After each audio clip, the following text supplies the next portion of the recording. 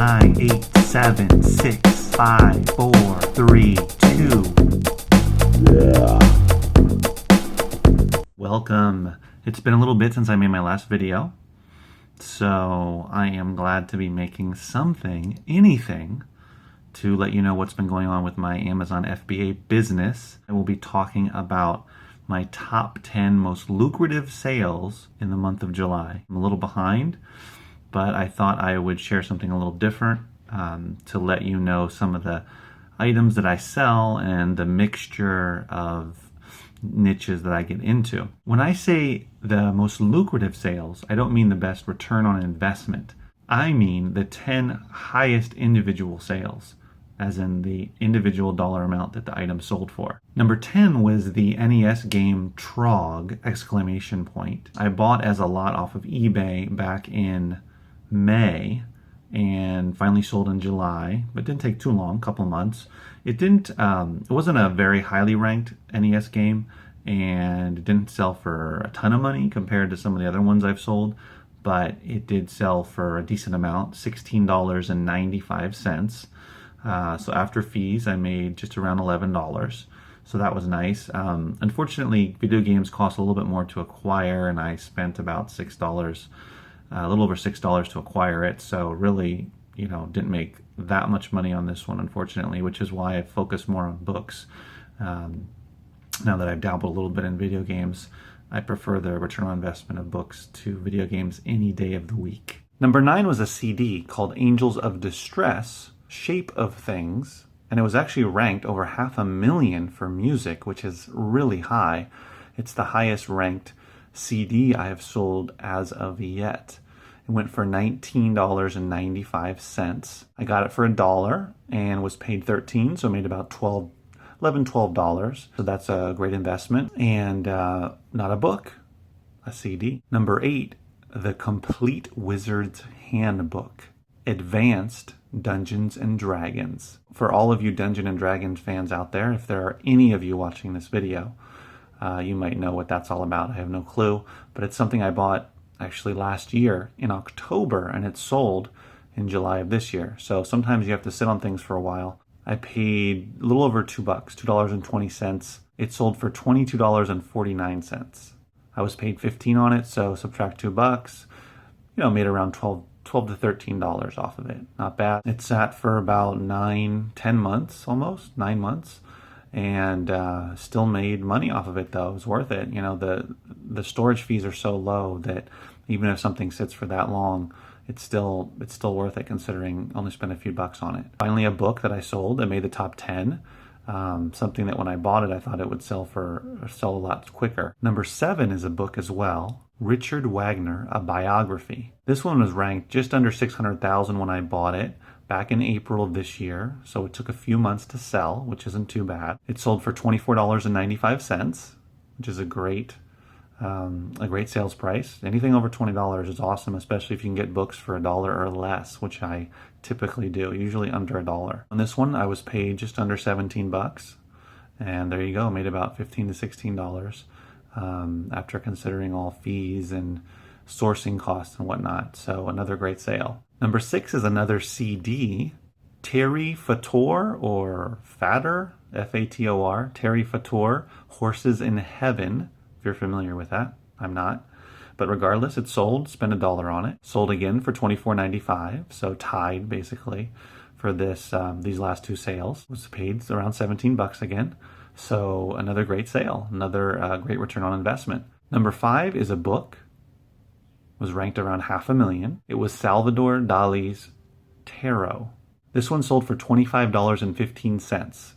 Now, I didn't spend $1 on it. I spent 33 cents to buy it.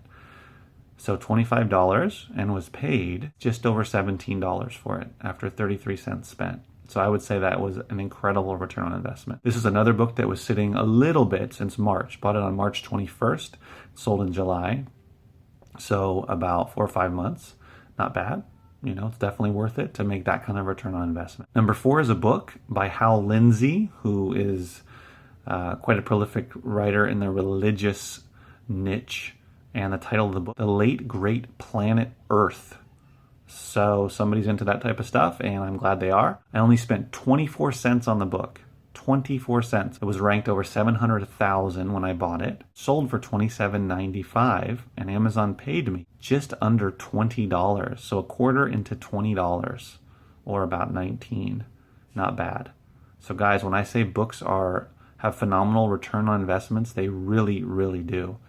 I frequently find books for $1 or less, and they are going for great money. Even if it takes 4 months to sell, keep sending those books in, because they will eventually sell. Number 3 is not a book, but in fact a video game. The well-known NES game, The Legend of Zelda. I was able to get one of those in an eBay lot. The same lot that I got the Trog video game in. So bought it in May, mid-May, and it sold 2 months later.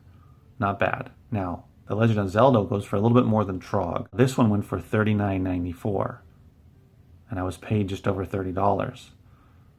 So still made about about $23 or so return, which is great.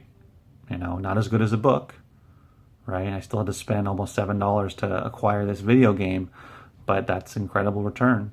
3-4 times your money is going to work every time. Number 2 was also a video game, Mario Party 8 for the Wii system. This was in a lot that I got off of Craigslist in May, around the same time I got this the other eBay lot.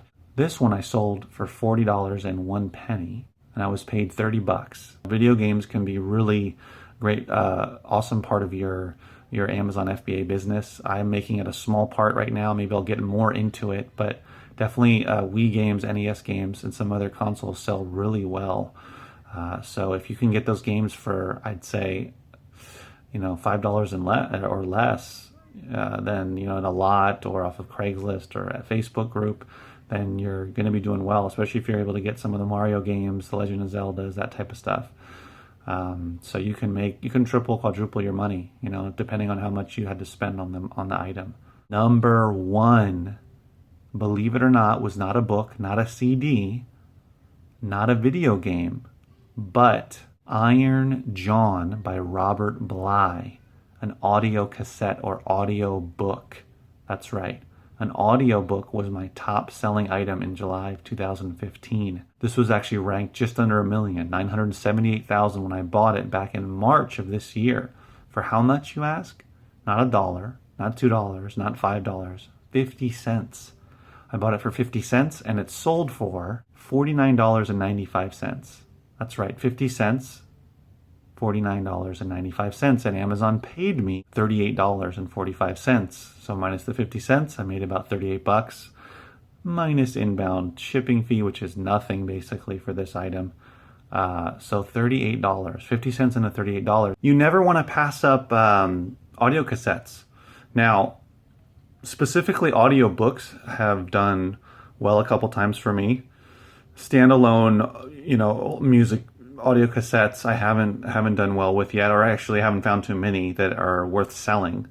I sent in about 10 or 12 a month or so ago and haven't had any sell yet, but the audio books for sure, I've sold a few of those and they can go for really good money because a lot of times they are not available in any other format, and all that people have are the few that are floating around out there on Amazon.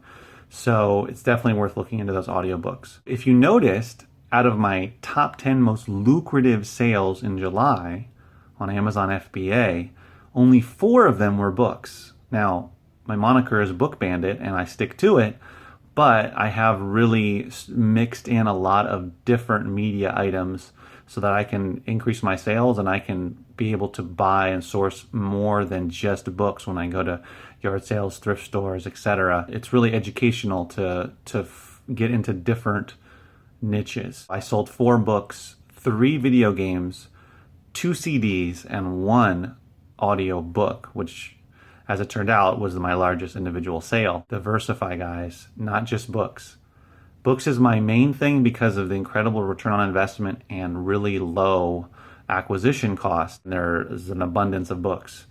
But you want to mix in other things. Even if you're selling 80 to 90% books, but you're selling 5-10% CDs, some audio cassettes, VHSs. Now, I sold VHSs in July as well. They just weren't in the top 10. So VHS is another big one. I'm selling those every week. I'm selling VHS tapes because I've sent in probably over 100, 130, something like that. So now that I'm to the point where I'm selling VHSs pretty frequently, and once again, it's all these different items to diversify with.